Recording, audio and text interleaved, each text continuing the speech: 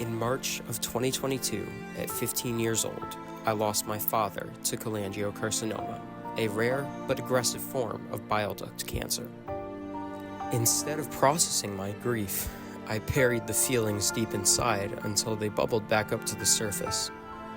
As I finally worked through my grief, I recognized the kindness of my community and how they helped my family and so many like us to get through the hardest times. For a while, it felt the same. It was like we would try one thing and it would kind of work or it wouldn't work, and we would try another thing and it would kind of work or it wouldn't work, and we would try another thing.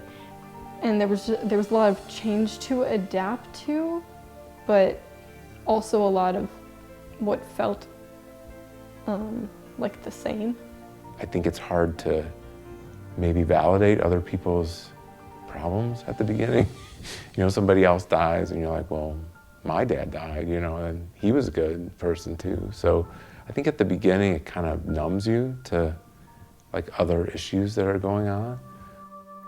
For most people, reaching out for help can be difficult. My parents were somewhat lucky that their situation forced them to take the first step as soon as it did. They decided right away that the best treatment, since it was thought to be inside the liver, was to do a liver transplant. So we went home and we thought about how could we possibly do this, and decided that the best thing to do was to write a letter and email it to absolutely everyone we know.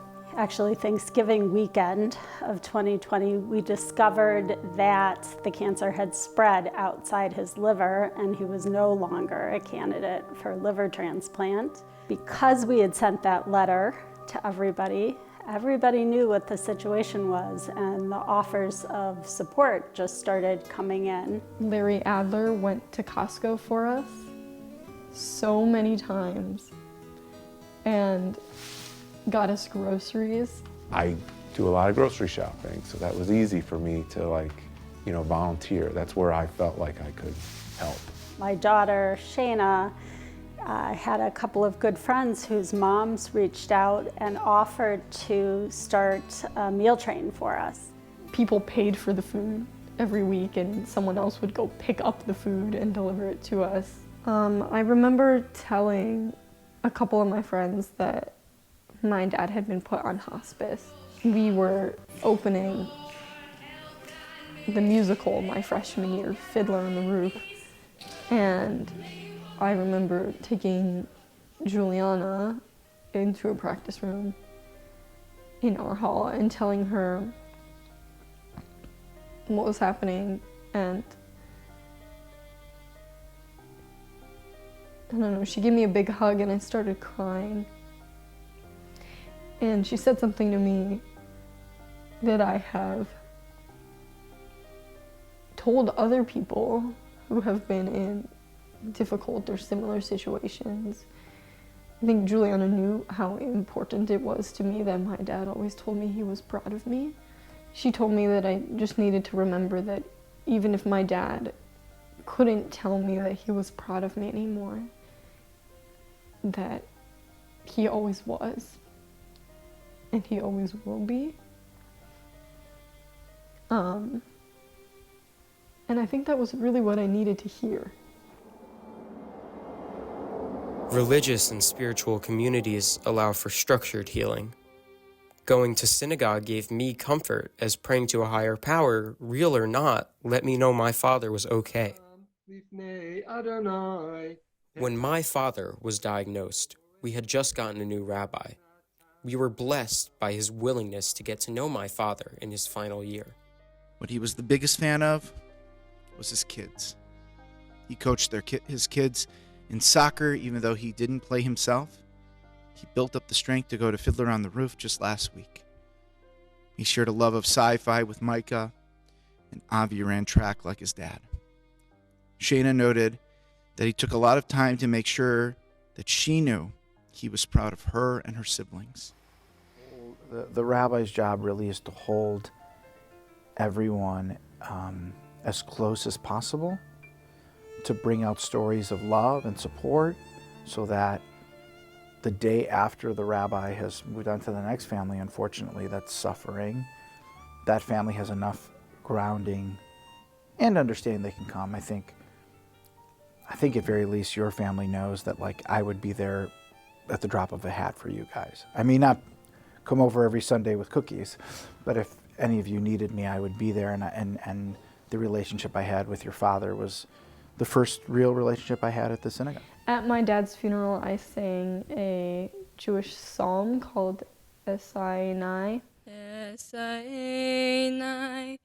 But after I sang and I spoke, my rabbi was speaking and he started crying, and I remember it distinctly. Who knew if there was any way?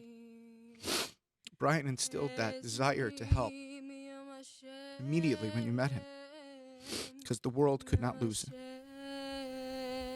It was sort of a testament to how lucky everyone in that room was to have known my dad. Shayna's a very curious person.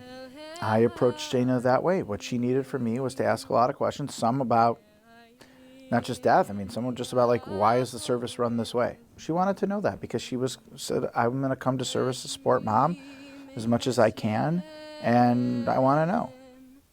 Being there for people with illness, cancer certainly is up there of what people go through.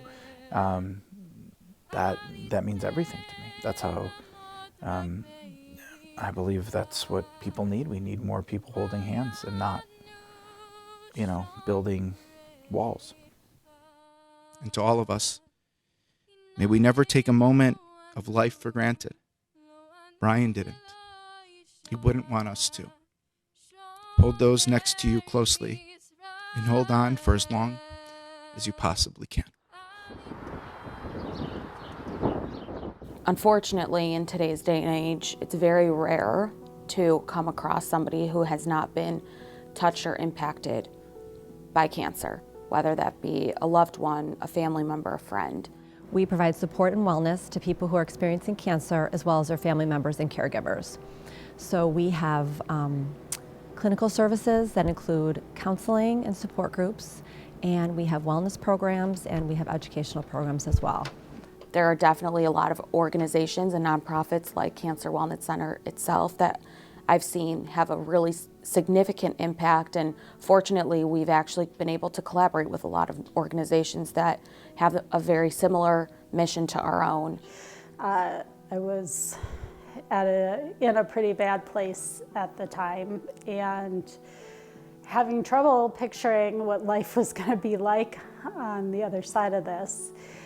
And I joined a support group where everyone else was at least a year out from a spouse's death. And having that community that really understood what I was going through and had gotten beyond it, still obviously grieving, but they were in a different place than I was. And I found it so refreshing and helpful to talk to those folks and see what life was like a year out. At first, when you're confronted with a cancer diagnosis, I think the first thought is the patient, and that's valid. But I think oftentimes we forget the impact that a cancer diagnosis can have on the entire family.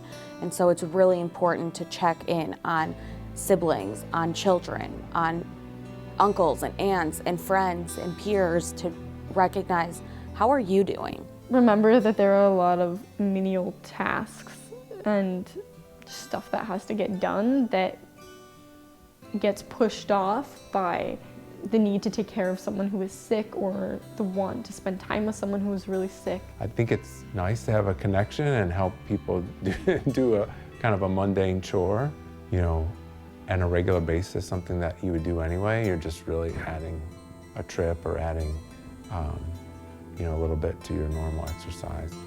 There's a little small quote by Simcha Weintraub, who was a teacher of mine, and he once said, "We are stories. We are stories."